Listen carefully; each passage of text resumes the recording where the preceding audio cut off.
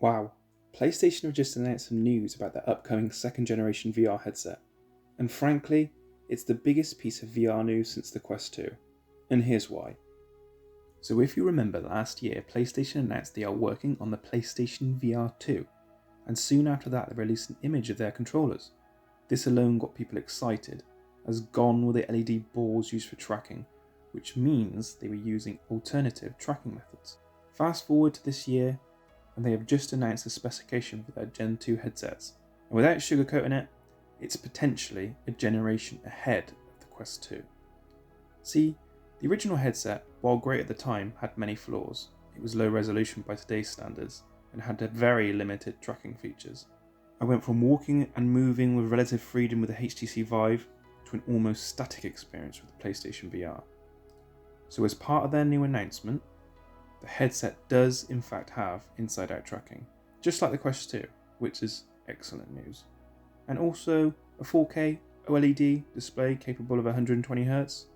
And one thing you have to note is this could potentially use as a replacement for a TV, which is actually what I use the original VR headset for. See, price to TV ratio would be in VR's favour, so if you were on your own, this would actually be great value. But all of that isn't big news. It's kind of an expected standard of today's headsets. The big news is eye tracking.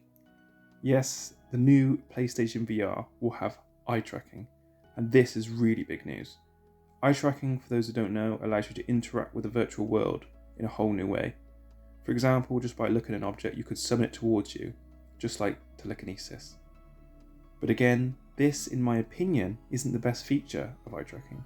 You could also only render a small portion of the screen, increasing the performance of the experience massively, potentially making the PlayStation console a higher performing console. That, in combination with first-party titles, could really push the envelope as to what's possible, and accelerating the mass adoption and development of fantastic experiences such as the new Horizon game they just announced. See, this is the thing about PlayStation, is they have access to these amazing first-party titles, and PlayStation VR could really push the envelope of what type of content we see, especially with foveated rendering. We could really see some next-generation types of games. The amount of times I'm asked by non-Oculus users, when is Call of Duty, when is this, that and the other coming to VR? And this is the gateway for these games, which is incredible. For most of you who own a Quest, this is great news. It gives Meta the competition we need.